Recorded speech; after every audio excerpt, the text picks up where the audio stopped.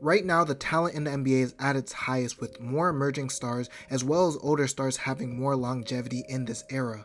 Also, what's good is how balanced the NBA teams are compared to previous decades, as there's even more championship contenders than ever between the two conferences and a more packed Western Conference where I can name at least 12 teams that can make the playoffs in the West this upcoming season. But outside those contenders, what about the rest of the teams? Other than the rebuilding teams, there are teams like the Brooklyn Nets, Chicago Bulls, and Atlanta Hawks that made moves recently to effectively start tanking this season.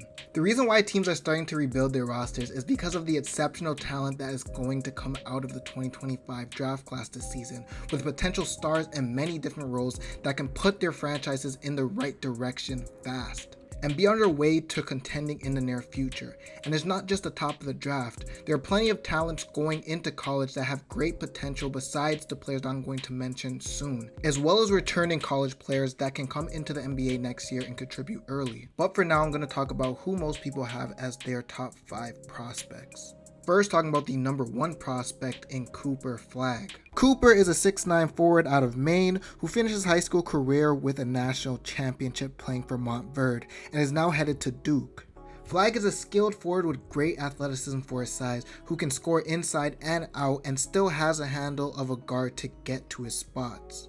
But in this stacked draft class, the area of his game that really puts him apart from everyone else is his defense. Flagg being able to guard 1 through 4 and pick up from full court if needed is what makes him a great defender. But what puts him as a potential generational defender is his IQ and awareness, making him a defensive anchor on the court, blocking shots from the weak side, intercepting passes, mixed in with the work he already puts in as a lockdown defender, has Cooper Flagg being a future defensive player of the year.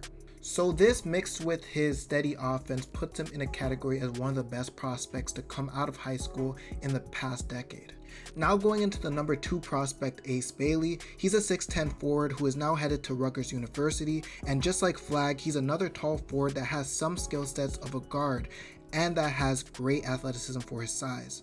But that's where the comparison stops, as Bailey has a chance to be a great offensive player in his own right, as his shooting and shot creation all over the court has the potential to be a number 1 option in today's NBA. He's able to shoot over his defenders very easily due to his size, but even if he is contested, Bailey still has the ability to hit tough shots over his opponents. With all that stuff being mentioned on offense and the fact that he's still a positive on defense, makes Ace Bailey a great prospect for the NBA. Now going into the next players I'm going to mention, they are all interchangeable as prospects, and even for me, I have a tough time ranking these players from 3 to 5. So right now I'm going to talk about Ace Bailey's future teammate at Rutgers in Dylan Harper. Harper is a 6'5" point guard playing out of New Jersey. That's the son of former NBA player Ron Harper and brother of current NBA player Ron Harper Jr.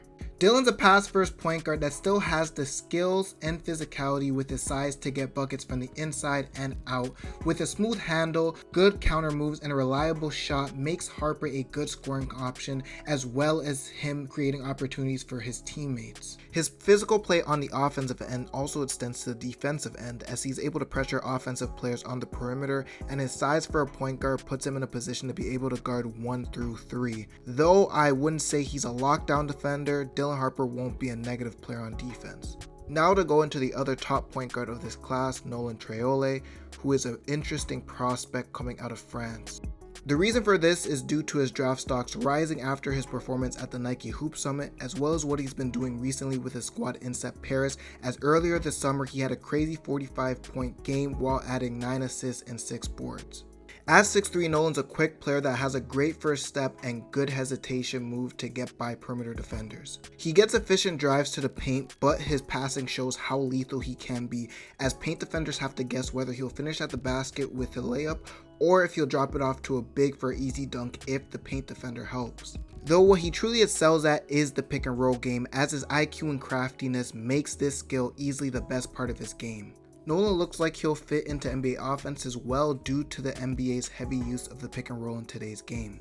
Now the last prospect I have is VJ Edgecombe, who is headed to Baylor this upcoming season and was most recently playing for the Bahamas national team in the summer, where he continued to showcase his uber athleticism and stellar defense. To go into detail, Edgecombe is arguably the best on-ball defender in his class, as his athleticism paired with his lateral quickness makes him a hard opponent to score on, as well as his off-ball skills with great ball denial and physicality to be a pesky defender for opponents. But it doesn't stop there, as his IQ and anticipation as a team defender makes him a great defensive prospect overall, as he's able to get into passing lanes easily. He can see offensive plays progress as he's able to be in the right place at the right time to stop opposing players from scoring.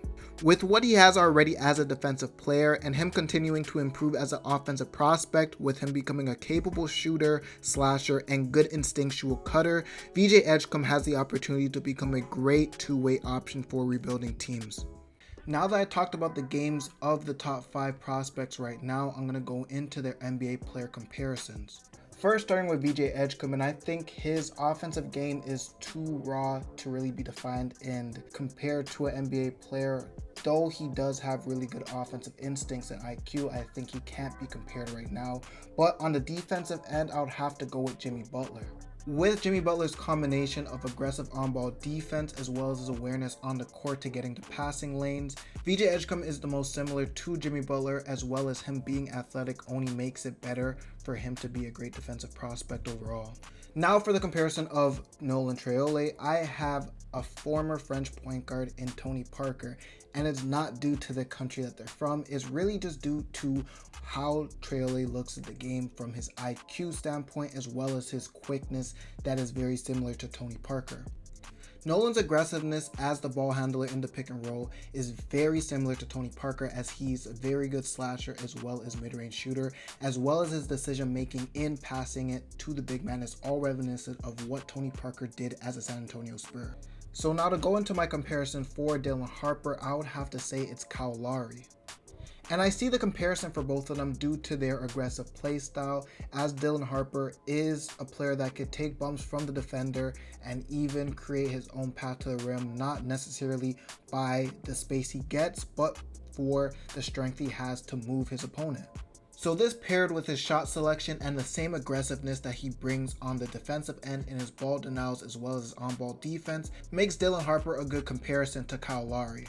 Now with Dylan Harper's future Rutgers teammate in Ace Bailey, I have him compared to Tracy McGrady. These are two tall forwards with guard skills and 3-level scoring ability. And with Bailey, I compared him to Tracy McGrady just due to their simple but effective games, where I think Bailey would have that same simple game as McGrady or even a Carmelo Anthony, but be really elite at that, as he's able to shoot over anyone from the post or from the perimeter from 3. So with Cooper Flagg, I have two comparisons for him, and one is an offensive comparison and another is a defensive. But first, to go into the offensive comparison, I got Grant Hill. This is mostly due to what both players can do inside the three-point line, as they both have a good crossover, good ball handling to get to the rim, and can use their strength to finish over defenders.